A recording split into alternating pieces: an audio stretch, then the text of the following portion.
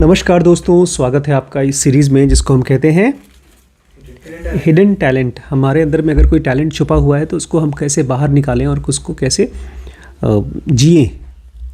जैसे मुझे लगता है कि मैं स्पिरिचुअल टीचर नहीं बोलूँगा अपने आप को, मैं कहूँगा book reader and book decoder and book explainer, ये कह सकते हैं। I have a passion of reading books and I love to explain that in Hindi, और फिर उन बुक्स के आइडियाज़ को प्रैक्टिकली कैसे अप्लाई करें इसके बारे में सोचना और शेयर करना, ये मेरा पैशन है। तो इसमें हम लोग लास्ट लेवल पे आ चुके हैं। लास्ट पार्ट में 3 पार्ट था। सबसे पहला पार्ट था कि आप इंडिविजुअल लेवल पे क्या करें, स्किल्स कैसे डेवलप करें। उसके बाद कैसे आप अपने पैशन को डेवलप करने के लिए मोटिवेटेड रहें।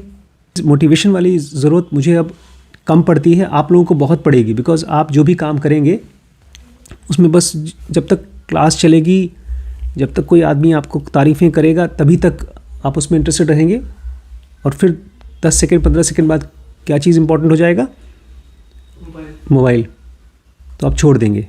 और लास्ट अब हम पढ़ रहे हैं सिस्टम्स ऑफ अपॉर्चुनिटी, कैसे बड़ी बड़ी ऑर्गेनाइजेशन या देश अपने यहाँ सिस्टम बनाते हैं ताकि हर एक बच्चे को टैलेंट डेवलप करने में हेल्प हो सके। तो उसमें हम पढ़ रहे थे कौन सी देश का एजुकेशन सिस्टम, फिनलैंड का एजुकेशन सिस्टम।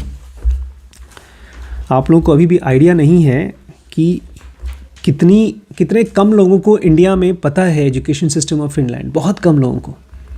तो आप उन रेयर लोगों में से हैं जिनको ये पता है। उसके बाद आप इसको कुछ दिन में भूल जाएंगे, ये कॉमन चीज़ है, हमारा माइंड भूल जाता है। ऐसा ना हो इसके लिए आप बार बार इस चीज़ के बारे में डिस्कस करिए।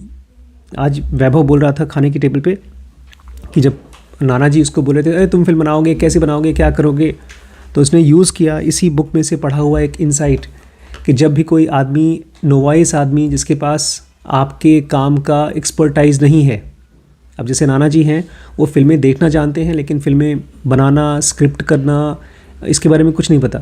तो अगर ऐसा आदमी आपके ऊपर भरोसा ना दिखाए, डाउट करे, मॉक करे, तो आप उसको माइंड ना करें और अपने मन में बताते जाएं कि ठीक है, जब सही समय आएगा तभी अपने आप चुप हो जाएंगे।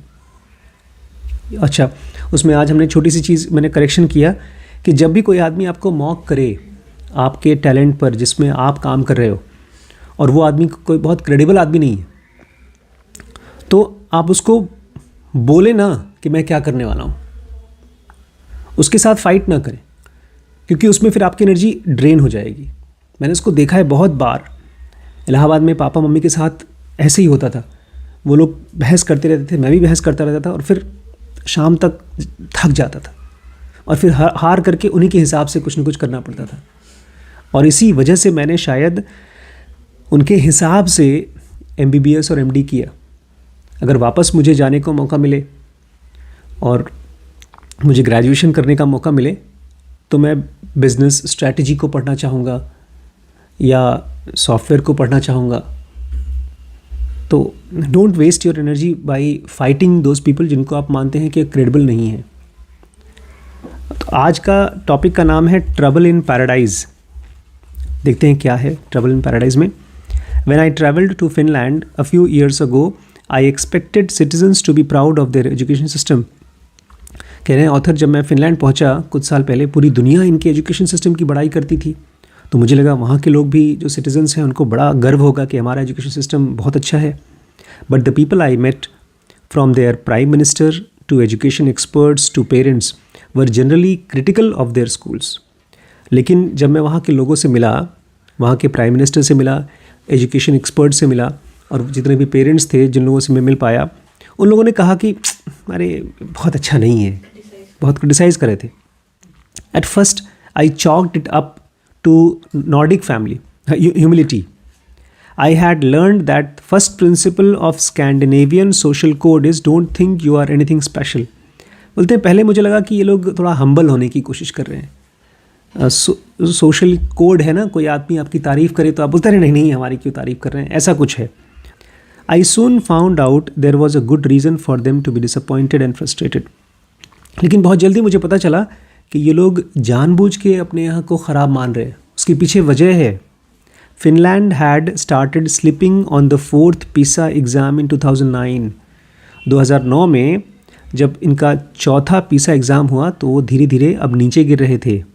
And after 3 straight victories for the first time their score had dipped on all 3 subjects, maths, reading and science।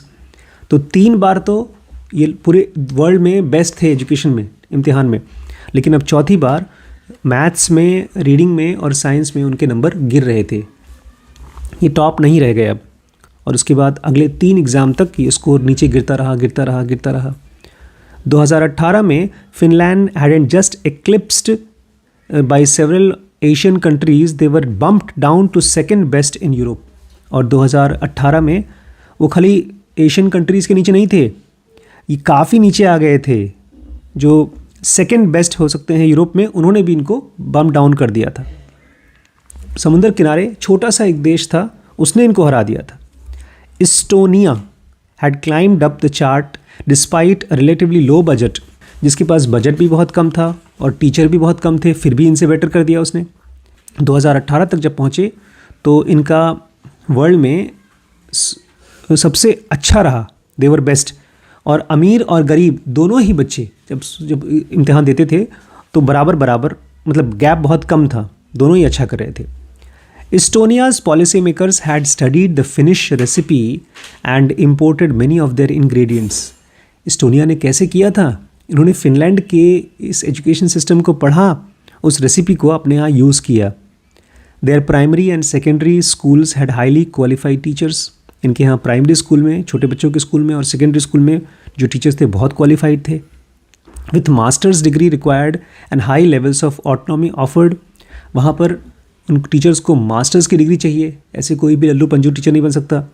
Plus उनको ढेर सारा ऑटोनॉमी मिलता है, पढ़ाते समय टीचर को फ्रीडम मिलती है कि बच्चों के हिसाब से पढ़ाओ।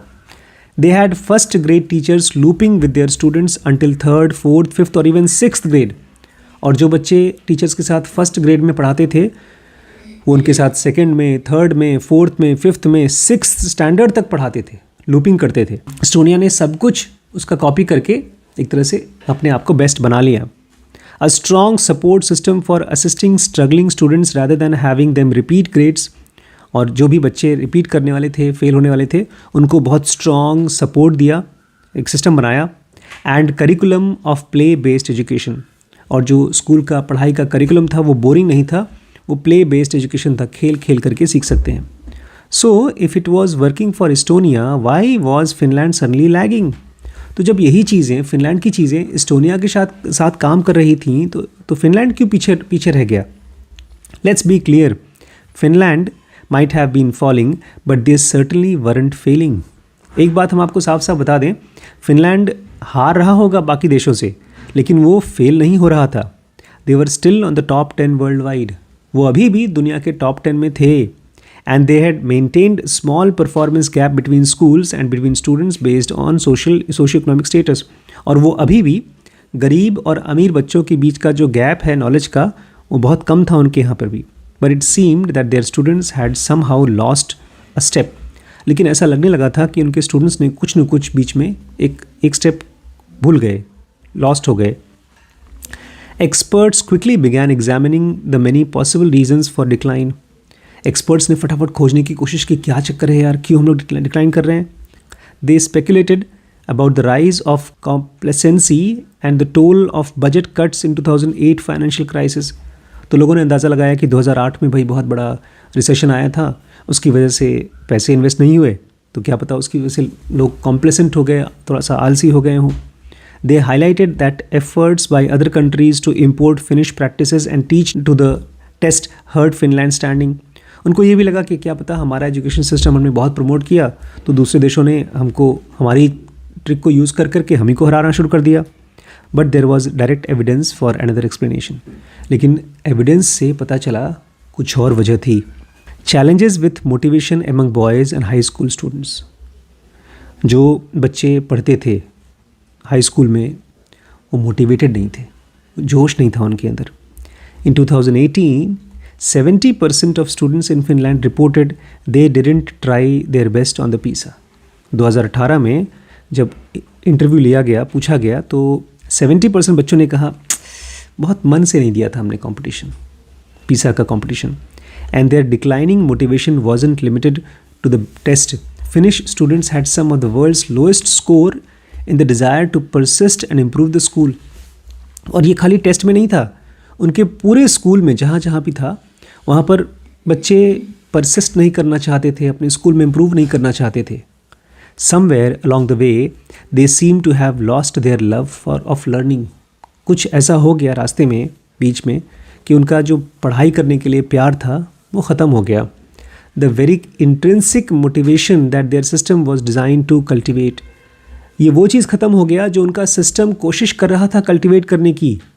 A culture of opportunity only succeeds when students are motivated to take the advantage of those opportunities. हमारे पास यहाँ पर करीब 5,000 किताबें हैं और फ़िलहाल आप 3 बच्चे हैं, मैं चौथा बच्चा हूँ, डॉक्टर रिम्पी 5वीं हैं. अगर हम इन किताबों का यूज़ करके नहीं पढ़ते हैं तो फिर ये किताबें हमें हेल्प नहीं करेंगी. ऐसे ही कह रहे हैं कि कोई भी अपॉर्चुनिटी अगर किसी बच्चे को मिलती है और उसको उस अपॉर्चुनिटी को यूज़ करने का मन नहीं करेगा तो उसका कोई फ़ायदा नहीं है. कीप द लव, इसलिए कहते हैं बच्चों को अगर मोटिवेटेड रखना है तो उनका प्यार ज़िंदा रखो. Finnish policy makers and educators didn't abandon their values in the face of challenge. तो भाई मुश्किल तो आई, लेकिन फिनिश एजुकेशन के लोग, पॉलिसी मेकर्स ने गिव अप नहीं किया. As their PISA scores dropped, they didn't rush to introduce initiative to boost their rankings. बहुत समझदारी का काम किया. इन लोगों का जब स्कोर गिरा तो ये कूद करके रैंकिंग बढ़ाने की कोशिश नहीं कर रहे थे, जैसे कि आमतौर पे स्कूल्स में होता है बच्चों के साथ कि बच्चा फेल हो रहा है तो माँ बाप क्या करते हैं, ट्यूशन पढ़वा दो, नंबर बढ़वा दो, कोचिंग करा दो. ऐसा नहीं किया. Extensive evidence shows that the wellspring of intrinsic motivation is having the freedom of opportunity to explore our interest. अगर आप ये चाहते हैं कि हमारे अंदर में इंटरनल मोटिवेशन हो, जैसे मुझे किताबें पढ़ने का इंटरनल मोटिवेशन, बड़ी मम्मी को अपनी मेडिकल की बुक्स या मेडिकल के पढ़ाई करने का इंटरनल मोटिवेशन है. यहाँ पर श्रवण का इस क्लास में बैठने का इंटरनल मोटिवेशन है. तो अगर ये चाहते हैं तो उसमें आपको freedom of opportunity to explore our interest होना चाहिए. अगर आप चाहते हैं किसी बच्चे को इंटरनल मोटिवेशन हो तो उसको ये फ्रीडम होनी चाहिए कि वो किस चीज़ को पढ़ना चाहता है, सीखना चाहता है. जैसे अगर वैभव फिल्म मेकिंग को सीख रहे हैं, पढ़ रहे हैं, तो वो फ्रीडम इनको मिली है, इसलिए इनका इंटरेस्ट वहाँ पर आ रहा है, इंटरनल इंटरेस्ट आ रहा है. हम मना करेंगे तब भी ये सीखेंगे. एक्सटेंसिव, हाँ, Finnish policy makers tested ways to give students all their sense of agency to shape their own learning experience. तो Finnish policy makers ने अलग अलग तरीके टेस्ट किए ताकि वो बच्चों को एक सेंस ऑफ एजेंसी दे सकें, उनको ये फीलिंग दे सकें कि तुम अपना एजुकेशन एक्सपीरियंस अपने आप ही क्रिएट करो. देखिए बच्चों को पढ़ना है मैथ्स, रीडिंग और साइंस. अब उनको नहीं मोटिवेशन है उसे पढ़ने का, तो उनको एक ऐसा एक्सपीरियंस क्रिएट करना पड़ेगा जहाँ ये चीज़ें उनको पसंद आएँ और ये बच्चे डिसाइड कर पाएंगे. In one experiment Finnish 6th graders got to do a major project that culminated in running their own miniature city. अब इस शीश के स्कूल में या गरिमा के स्कूल में प्रोजेक्ट दिए गए हैं. भाई चार्ट पेपर पे ह्यूमन बॉडी के बारे में बनाना है, कुछ लिखना है, या गरिमा को 50 पेज लिखना है किसी टॉपिक पे. यहाँ पर भी एक फिनिश का 6th ग्रेड के बच्चों का एक बड़ा सा प्रोजेक्ट दिया गया जिसमें कि वो लोग अपना खुद का एक मिनिएचर सिटी बनाएंगे, एक शहर बनाएंगे. The students operated a local bank. उस प्रोजेक्ट में बच्चे बैंक बनाकर उसको ऑपरेट करेंगे, चलाएंगे. Managed a grocery store. कुछ बच्चे खाने पीने की दुकानें चलाएंगे. सुपरवाइज्ड अ हेल्थ क्लिनिक. वहाँ पर एक हेल्थ क्लिनिक होगी जिसको वो खुद ही चलाएंगे, सुपरवाइज करेंगे. They had produced a newspaper and had a student mayor oversee the government. Plus उनकी खुद की एक न्यूज़पेपर कंपनी होगी जो न्यूज़पेपर बनाएगी और वहाँ पर उनकी उस प्रोजेक्ट में एक गवर्नमेंट बनेगा जिसमें स्टूडेंट्स में से एक बच्चा मेयर बनेगा जो उस गवर्नमेंट को रन करेगा. By the end of the project, a student mayor had held court with a pair of distinguished visitors, the actual king and queen of Sweden. और जब ये उनका प्रोजेक्ट चल रहा था, प्रोजेक्ट के एंड में कोई बहुत बड़ा दूसरे देश का, स्वीडन का किंग और क्वीन आए थे. तो किससे मिलने आए थे? यहाँ पर ठीक है, यहाँ तो मिले जो प्रेसिडेंट वगैरह से मिले होंगे देश के, लेकिन उनको लेकर गए, आपको हम अपने छोटे से शहर के मेयर से मिलाते हैं, उसके साथ इनका इंटरव्यू हुआ। ये तो ऐसे ही है जैसे कि आपसे बिल गेट्स मिलने आए हो। अगर आपका स्कूल या आपका सिटी कोई बड़ा सा प्रोजेक्ट कर रहा है तो भाई बिल गेट्स मिलने आएंगे, तो आप तैयारी करो। आप अपने छोटे से शहर के मेयर हो और बिल गेट्स वहाँ पर जैसे मोदी से मिले गए थे ऐसे आपसे मिले। तो आप जितना तैयारी करोगे, जितना सब करोगे, उससे जो इंट्रिंसिक मोटिवेशन मिलेगा वो आपको अवेलेबल होगा। छठी क्लास के बच्चे, ये सब 6th क्लास के बच्चे हैं। 6th क्लास में मुझे याद है केवल अपने टीचर से वो बेंत से मार खाना, और कुछ नहीं याद है। The royal couple was in town to learn from one of the Finland's new programme me and my city.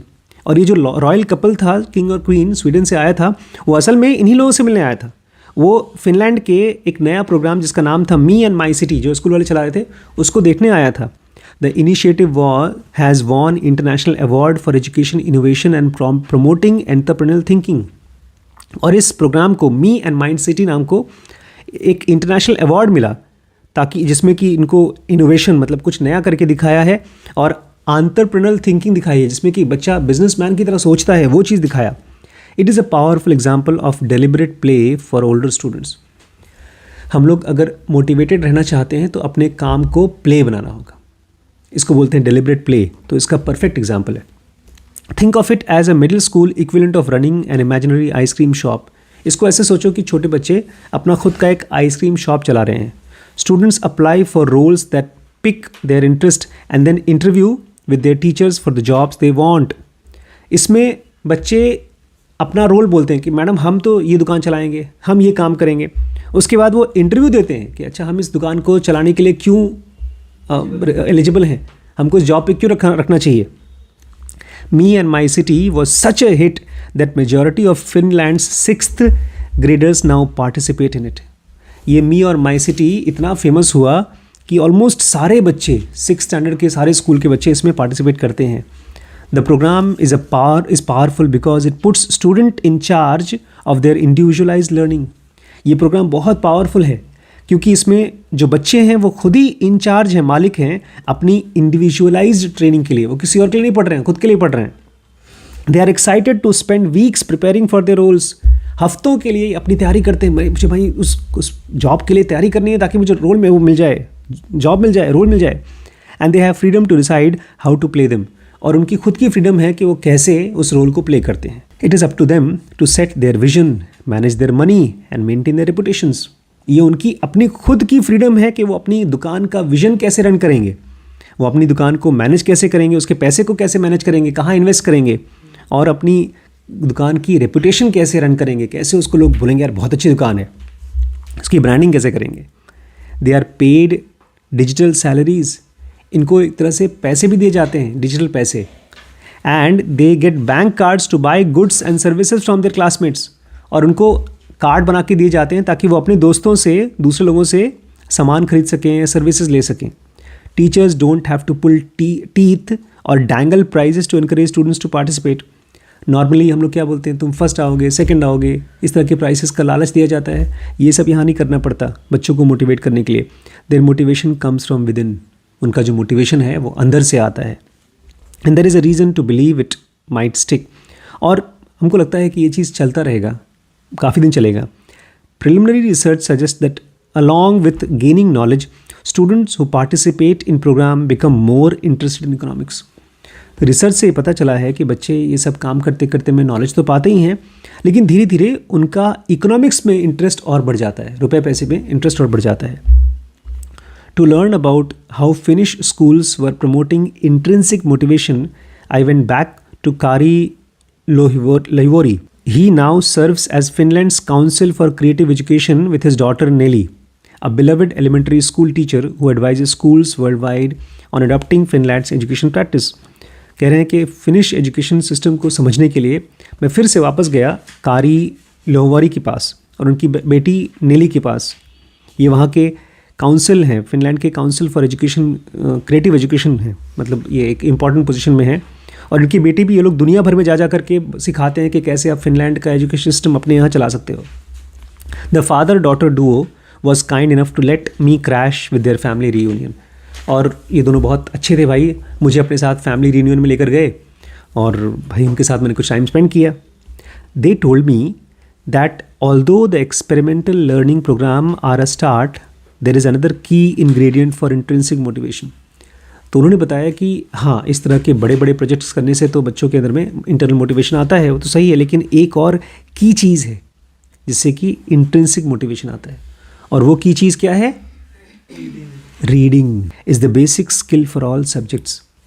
अगर आपको पढ़ना नहीं आता तो आप कोई सब्जेक्ट नहीं सीख सकते. और उसमें मैंने देखा है स्पेसिफिक लोग स्पेसिफिक चीज़ पढ़ सकते हैं. जैसे अगर कोई डॉक्टर है तो मेडिकल की बुक पढ़ लेगा.